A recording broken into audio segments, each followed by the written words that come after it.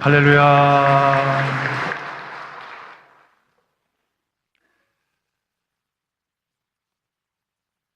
우리가 자녀를 양육하는 일에 대하여서 우린 전통적으로 농사에 비유해서 자식을 양육하는 것을 흔히들 자식 농사다 이렇게 말을 합니다.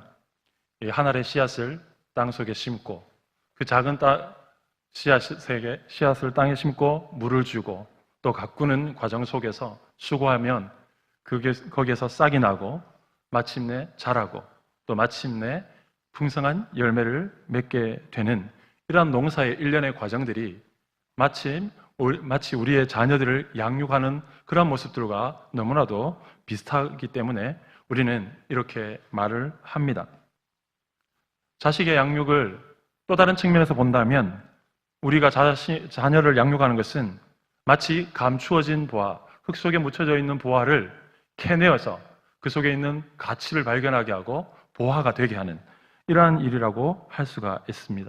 지혜롭게 꾸준히 딱딱한 바위들을 깨고 흙을 파내면 마침내 그 속에 있는 아주 귀한 것들이 드러나게 되는 것입니다. 보화가 쏟아지게 되는 것입니다. 이러한 과정들은 우리가 자녀를 양육하는 모습들과 너무나도 비슷하다고 할 수가 있습니다. 또한 원석을 깎아내고 다듬는 과정을 통해서 멋진 작품을 만들어내는 이러한 일들도 우리가 자녀를 양육하는 모습과 같은 양상을 띠고 있다고 우리가 할 수가 있겠습니다. 그런데 이러한 비유들이 공통적으로 가지고 있는 한 가지의 메시지가 있습니다. 그게 무엇이겠습니까? 그것은 우리들의 자녀 양육은 자녀들 안에 있는 잠자고 있는 이 잠재적인 거인을 깨우는 것이라고 이 비유들은 공통된 메시지를 갖고 있습니다. 오늘 본문 말씀에서도 이 같은 유비를 발견하게 됩니다. 본문의 말씀은 이 하나님의 백성들이 하나님의 자녀들을 어떻게 양육할 것인가 하는 이 자녀 양육에 대한 가장 근본적인 본질적인 원리를 우리에게 가르쳐주고 있습니다. 이 본질적인 원리로 우리의 자녀들을 양육하게 되면 그 결과 하나님이 허락하신 땅에서 그들이 크게 번성하게 된다라고 3절 말씀에서 그렇게 말씀하고 있습니다. 여기서 크게 번성한다라는 말을 저는 조금 비유적으로 또 유비적으로 거인을 깨우는 것 이렇게 표현해 본 것입니다. 담임 목사님께서 안식년을 맞이하셔서 강단을 저에게 맡겨 주셨습니다. 제 개인적으로는 참 영광스럽고 너무 감사한 일입니다. 하지만 이 강단을 지킨다는 것은 상당히 영적인 부담감이 있는 것도 사실입니다. 단순히 한두 번의 설교를 감당한다라는 것 이상의 영적인 부담이 있는 것 같습니다. 게다가 하필 왜 어린이 주일, 어버이 주일과 같은 절기가 계속해서 겹치는 주간에 강단을 맡게 되었을까 하는 이러한 부담감도 있었습니다. 왜냐하면 저는 아직 이 자녀 양육을 말하기에는 아직 내공이 부족하기 때문입니다. 겨우 3살 남짓한 아이를 양육하고 있는 그야말로 좌충우돌 초보 아빠이기 때문에 과연 얼마나 이 자녀 교육에 대해서 말할 때에 와닿을까 하는 그런 자격지심 같은 질문을 마주하게 되었기 때문입니다. 그래서 몇 주 동안 새벽기도마다 기도하면서 또 말씀을 묵상하는 가운데 내면에 들리는 깨달은 음성이 있었습니다. 누가 너더러 자녀 교육에 대해서 얘기하라고 말하더냐? 결국 말씀이라는 것을 모르느냐? 이러한 내적인 깨달음을 얻게 된 다음 저는 오늘 이 말씀을 저와 여러분들이 함께 나누기로 결심하고 마음먹었습니다. 오늘 전하는 이 말씀이 우리의 자녀들 안에 잠자는 거인을 깨우는 말씀이 되기를 간절히 소망합니다. 또한 우리 자녀들뿐만 아니라 우리 자신 안에 잠들어 있는 거인도 깨워내는 그런 능력의 말씀이 될 줄 확신합니다. 오늘 이 말씀을 들을 때에 아주 어린 자녀들은 나는 교육을 할 사람이 아니니까 라고 생각할 수 있겠지만 그러나 자신 안에 있는 그 영적인 잠재력을 깨우는 하나님의 말씀이 되는 것입니다. 나는 이미 자녀를 다 양육했다고 생각하시는, 이미 그 시간을 다 보내신 연로하신 어르신들도 오늘 이 말씀을 들을 때 우리 자신 안에 있는 영적인 거인이 깨어나게 되는 말씀이 되는 것입니다. 이제 본론으로 들어가서 오늘 본문의 말씀이 이 자녀 양육의 본질에 대해서 무엇이라고 말씀하시는지 먼저 살펴보도록 하겠습니다. 오늘 본문의 말씀을 묵상할 때 가장 먼저 발견하게 되는 이 자녀 교육의, 자녀 양육의, 성도들의 자녀 양육의 근본적인 원리는 바로 하나님 중심의 가치를 심어주는 것이다라는 사실을 깨닫게 됩니다. 오늘 본문은 사실 앞에 있는 신명기 5장에서 설명해 주었던 10계명에 대해서 그 10계명을 실제로 우리의 삶에서 또 우리 자녀 양육에 있어서 어떻게 적용할 것인가라는 구체적인 지침, 구체적인 해석을 해주는 내용이 되겠습니다. 그래서 신명기 5장에서 모세는 이제 자신의 생을 마무리하는 시점에서 출애굽한 2세대들에게 다시 한번 10계명을 설명해주고, 그리고 오늘 본문에서 그 10계명이 우리 삶에 구체적으로 어떻게 적용될 것인지 설명하고 있는 것입니다. 10계명은 그 자체로 믿는 성도들에게, 하나님의 백성들의 삶의 근간을 이루는 삶의 규범이고 규칙입니다. 그리고 그렇다면 이 10계명을 전체 하나의 맥락으로 연결하고 있는 이 10계명의 정신이랄까, 혹은 10계명이 추구하고 있는 가치라 할까, 이런 것은 무엇이겠습니까? 그것은 오늘 본문의 2절과 5절에서 말하고 있는 대로 하나님을 경외하고 그분을 전인격적으로 사랑하는 것입니다. 이것이 바로 성도들의 삶을 지배하는 본질적인 가치입니다. 또한 우리가 자녀들에게 반드시 심어 주어야 하는 본질적인 신앙의 가치, 신앙을 넘어서는 전인격의 가치라는 사실입니다. 세상 사람들과 하나님의 백성들은 많은 차이가 있겠지만 가장 근본적인 차이는 바로 이 가치의 차이가 있습니다. 세상 사람들은 인간 중심, 자기 중심의 가치관이 형성되어져 있는 반면 성도들은 하나님 중심의 가치관으로 살아가는 사람들입니다. 그래서 성도들의 자녀 양육은 반드시 하나님 중심의 가치관을 가르치는 양육이 되어야 하는 것입니다. 그래서 그 마음속에 하나님을 경외하는 마음이 생겨날 수 있도록, 하나님을 사랑하는 마음이 일어날 수 있도록 일깨워주는 것이 우리가 감당해야 할 우리의 자녀의 양육인 것입니다. 하나님을 경외한다는 것은 존경에서 오는 두려움, 그런 마음을 가지는 것입니다. 하나님을 경외하는 마음은 우리로 하여금 경건한 삶을 살게 합니다. 하나님을 경외함과 동시에, 하나님을 두려워함과 동시에 하나님을 온 마음 다해서 온 인격으로 사랑하는 그러한 마음이 그 아이들 마음속에 자랄 수 있도록 해줘야 합니다. 경외하는 마음만 있으면 사람은 메마릅니다.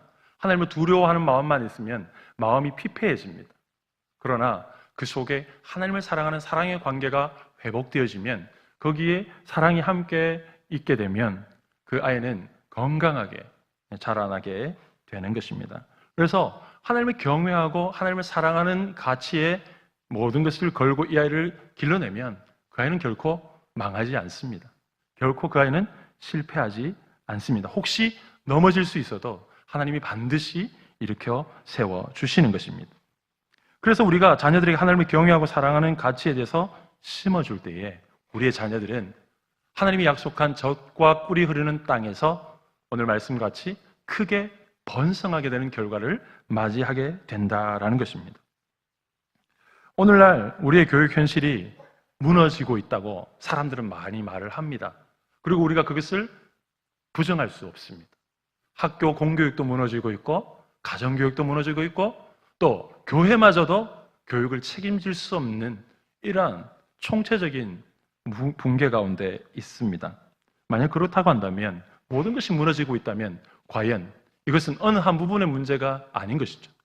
이것이 모든 교육이 무너진다는 것은 결국 교육의 가장 근간인 그 부분에서 무너지고 있다라는 사실을 말해주고 있습니다. 그래서 교육 붕괴의 문제는 다른 문제에 얘기할 수 있겠지만 진짜 문제는 하나님 중심의 가치관이 올바로 세워지지 않기 때문입니다. 모든 것이 전통적인 성경적인 가치관이 도전받고 무너지고 있기 때문에 거기서 파생되는 모든 도미노 현상이 일어나고 있는 것입니다. 그렇기 때문에 우리는 다시 한번 이 말씀을 통해서 하나님 중심의 가치관, 하나님을 경외하는 아이들, 하나님을 경외하는 자녀로 양육하는 것이 우리가 해야 할 사명인 것입니다. 가치관을 심어주는 것은 눈을 뜨게 하는 것입니다. 아이들의 눈을 뜨게 하는 것인데, 건축가가 벽돌을 쌓아 올립니다. 집을 지을 때 벽돌을 쌓아 올릴 때 자기 하고 싶은 대로 마음 놓고 마음대로 쌓아 올릴 수 없습니다. 왜 그렇습니까? 무너질 수 있는 위험이 있기 때문입니다. 벽돌을 쌓을 때는, 집을 짓기 위한 벽돌을 쌓을 때는 반드시 자기 눈에 보이기에 어떠하게 하는 것이 아니라 반드시 다림줄을 놓아야 합니다. 기준이 되는 다림줄을 놓고 그 줄에 맞춰서 하나씩 하나씩 올려 쌓아야지 높이 쌓을 수 있고 안전하게 쌓을 수 있고 무너지지 않는 것이죠. 하나님 말씀 앞에서 하나님 중심으로 이 아이들을 세워나갔을 때에 이 아이들이 열심히 노력하고 공부해서 얻게 되는 모든 세상적인 성공, 모든 물질적인 성공들이 차곡차곡 제대로 쌓아져서 그것이 계속 유지되는 것입니다. 그렇지 않으면 그들이 많이 노력해서 쌓았다 할지라도, 높이 올렸다 할지라도 한순간에 무너지게 되는 것이죠. 그래서 우리는 무엇보다도 자녀들을 하나님 중심의 가치관으로 세워 나가야 하는 것입니다. 오늘 본문의 말씀은 성도들뿐만 아니라 세상 사람들도 참 잘 알고 있는 아주 유명한 말씀입니다. 왜냐하면 이 유대인들의 교육의 근간이 되는 쇠마 교육, 바로 이 말씀에서 나왔기 때문입니다.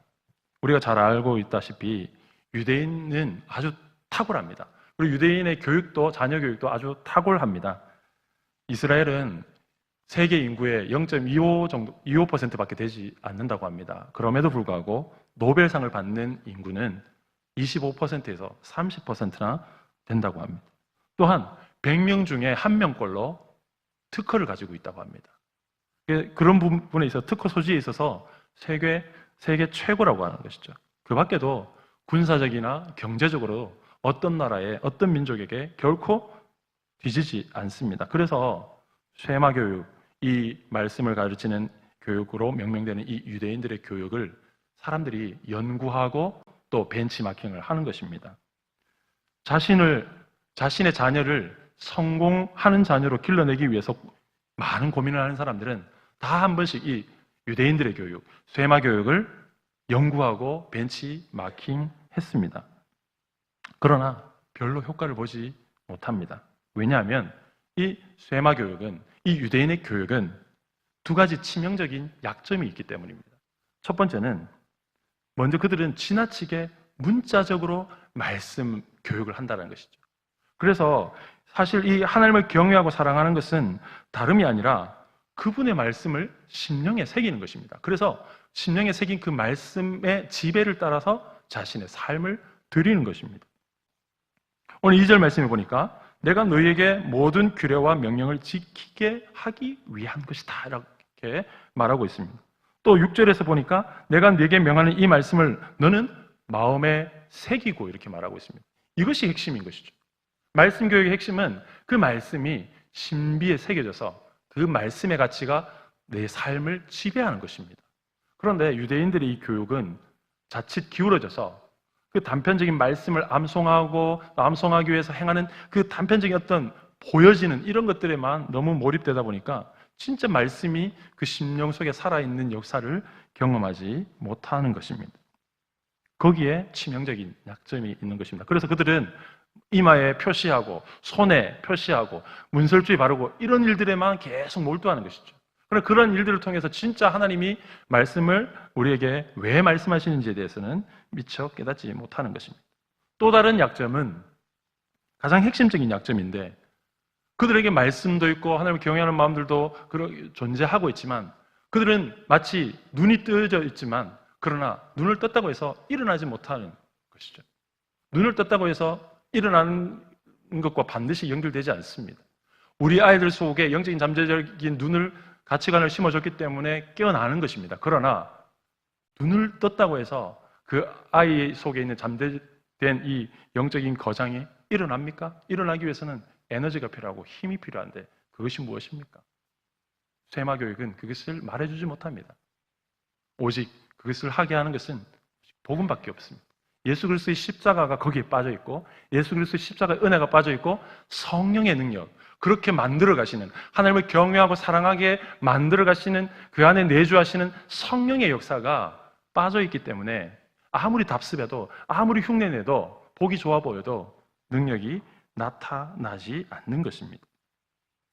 저는 자녀들 안에 잠자는 거인을 깨운다라는 이러한 기조로 지금 설교를 하고 있습니다만은 실상은 자녀들 안에 있는 잠재적인 능력을 깨우려는 것을 말하는 것이 아니라 우리 안에 이미 거인으로 존재하고 계시는, 우리 안에 이미 거인으로 내주하시는 그리스도의 능력과 성령의 능력이 거인처럼 일어나게 될 때에, 그 손에 붙들린 사람이 될 때 우리가 거인처럼 일어나게 되는 것이죠. 그것을 말씀드리고 있는 것입니다. 사랑하는 성도 여러분, 우리의 사랑하는 자녀들을 양육함에 있어서 우리는 무엇보다 하나님을 경외하고 사랑하는 최고의 가치에 눈을 뜨게 하고 그리스도의 은혜와 성령의 능력으로 일어나게 하는 저와 여러분이 되기를 간절히 소망합니다. 두 번째로 우리가 이 본문에서 발견하게 되는 이 자녀 양육의 본질적인 원리는 본이 되는 교육이 되어야 된다는 것입니다. 우리 자신이 자녀들에게 가르치는 대로 본이 되어야 된다는 것입니다. 오늘 본문의 말씀에서 명령의 대상들을 자세히 살펴보시면 1절부터 9절까지 내용 속에서 3분의 2까지는 자녀들에 대한 명령이 아니라 우리 자신에 대한 명령이라는 사실을 우리는 보게 되는 것입니다. 그래서 여기 보면 너의 자녀들이 아니라 너, 내가, 네, 이렇게 2인칭이 반복되고 있죠. 그렇다고 하는 것은 자녀에게 내 자신이 먼저 하나님을 경외하고 사랑하는 본을 보이라고 말하는 것이죠. 진짜 교육은 내가 진짜 하나님을 경외하고 사랑할 때에 그것이 거울이 되어져서 우리 자녀들이 하나님을 경외하고 사랑하게 된다라는 것이 바로 오늘 말씀에서 보여주고 있는 본의 원리라는 것입니다. 하나님을 경외하는 것도 내가 해야 되고 하나님을 두려워하는 것도 내가 해야 하고 하나님을 사랑하는 것도 나 자신이 해야 된다는 거예요. 그리고 비로소 이제 7절에서 내 자녀에게 어떻게 행할 것에 대해서 말하고 있습니다. 교육은, 우리가 해야 될 자녀 양육은 우리 자신이 먼저 변화되어져야 한다는 것입니다. 삶의 모범을 통해서 보여주는 방식이 되어야 하는 것입니다. 우리의 자녀들이 우리에게 가장 실망하는 대목이 어디입니까?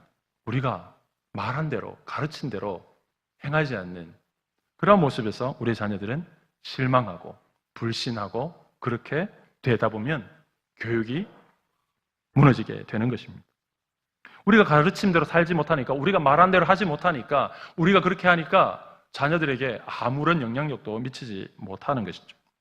조금 극단적으로 말한다면 우리가 도둑질을 막 하면서 자녀들에게 도둑질 하지 말라고 아무리 멋있게 말해봤자 자녀들은 듣지 않는다는 것입니다. 교육은 되지 않는다는 것입니다. 저희 집에 3살 남짓 꼬마가 있습니다. 요즘 한참 말을 배우는 단계라서 이것저것 말을 많이 시키고 합니다. 최근에 가장 많이 하는 말이 아멘입니다.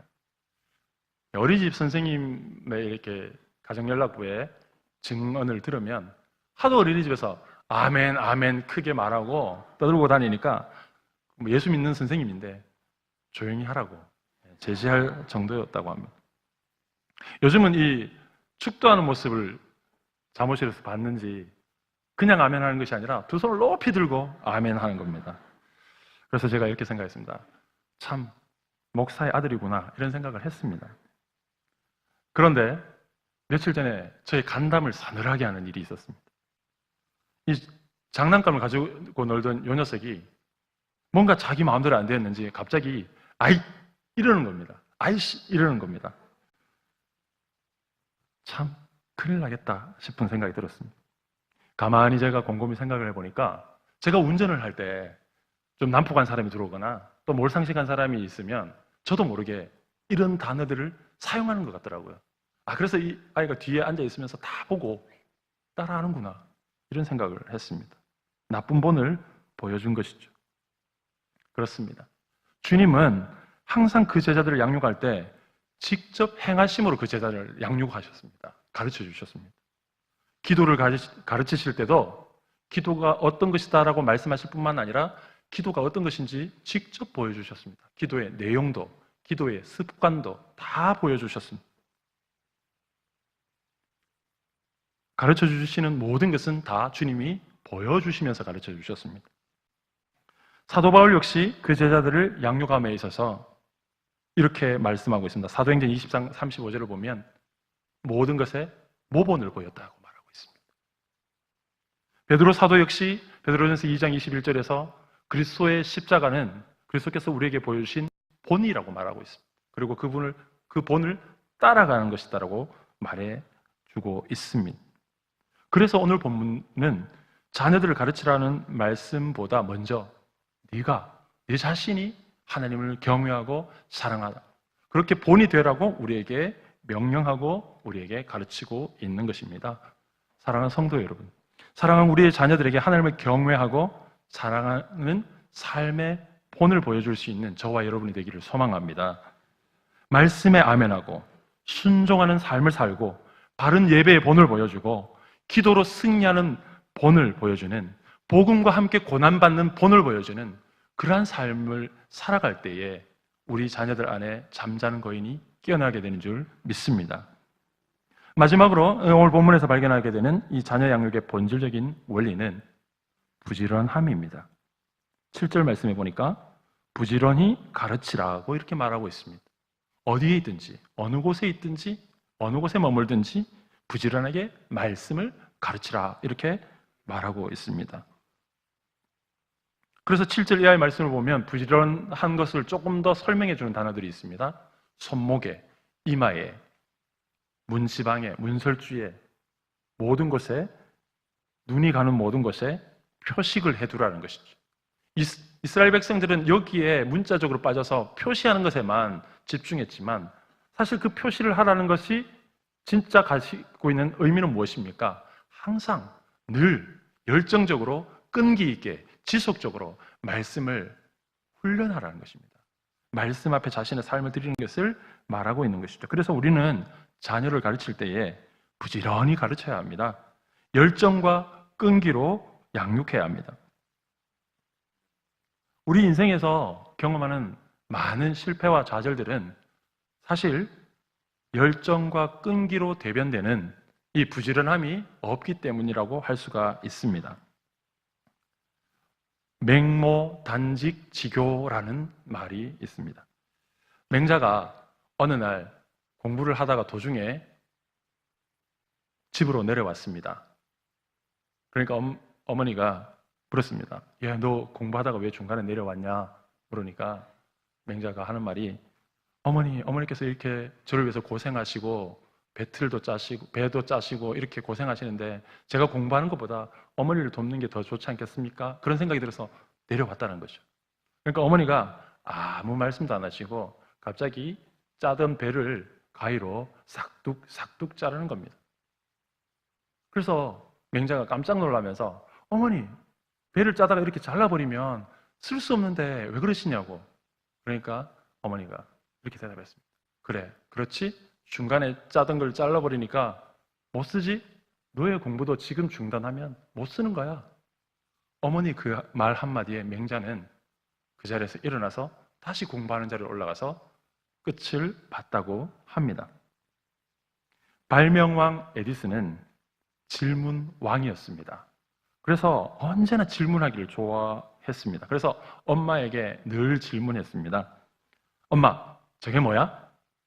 거위란다. 에디슨이 또 묻습니다.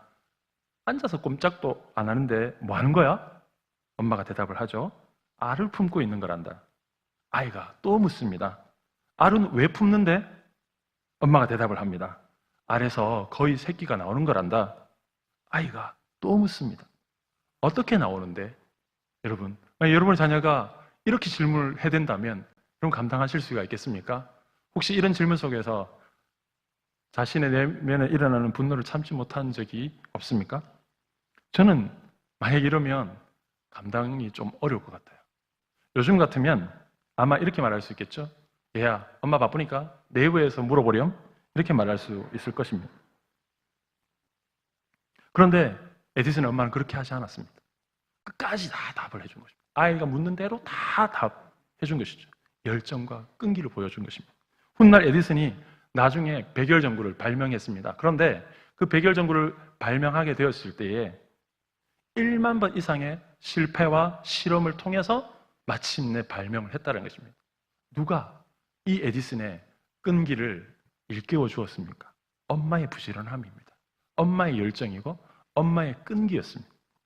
사랑하는 성도 여러분, 우리는 사랑하는 자녀를 부지런함과 열정과 끈기로 양육해야 합니다. 갈라디아서 6장 9절 말씀은 이렇게 말하고 있습니다. 선을 행하되 낙심하지 말지니 포기하지 않으면 때가 이름에 반드시 거두리라.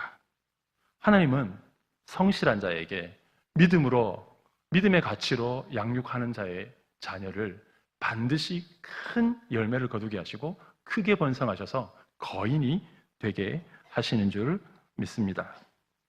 말씀을 마무리하기를 원합니다. 사랑하는 우리 자녀들을 우리가 크게 번성하는 자녀로 기르시기를 원하십니까? 그렇다면 말씀의 가치를 붙드시기 바랍니다. 하나님을 경외하는 아이로, 하나님을 사랑하는 아이로 만들어 가실 때에 우리가 본을 보여주고 또 열심을 다해서 끈기 있게 우리 자신이 보여주는 그러한 삶을 통해 교육을 한다면 반드시 우리 아이들은 큰 거인이 될 것입니다. 왜냐하면 우리 안에 계신 주님이 책임지시기 때문입니다. 하나님의 말씀이 우리 안에 그리고 우리의 자녀들 심령에 새겨질 때에 우리 안에서 주님이 우리의 자녀를 책임지시는 은혜를 경험하게 되는 것입니다. 하나님을 경외하고 사랑하는 마음으로 말씀을 붙드는 삶의 모범을 부지런히 열정적으로 끈기 있게 보여주어서 우리 안에 잠자고 있는 큰 거인을 또 우리 자녀들 안에 잠자고 있는 큰 거인을 함께 깨워 일으키는 저와 여러분이 되기를 간절히 소망합니다. 기도하겠습니다. 하나님 아버지 감사를 드립니다. 오늘 하나님의 말씀을 통하여서 우리가 다시 어디에서부터 시작할 수 있는지 말씀을 통해 깨닫게 하시니 감사를 드립니다. 하나님, 많은 것은 무너졌다고 합니다. 많은 것은 실패했다고 합니다. 아무도 손을 댈 수가 없다고 합니다. 그러나 다시 말씀 앞에, 결국 말씀 앞에 서기를 원합니다. 말씀으로 우리 아이들을 가르치고 양육하되 하나님을 경외하게, 하나님을 사랑하게 가르치고 또한 우리 자신이 그렇게 변화되는 모습을 통하여 가르치며 또 열정적으로 끈기 있게 가르쳐서 우리 안에 있는 하나님이 예비하신 놀라운 잠재력이 또 하나님의 은혜가 풍성하게 우리를 크게 번성하게 하시는 놀라운 축복을 다 누릴 수 있도록 인도해 주옵소서. 감사드리며 예수님의 이름으로 기도드립니다. 아멘.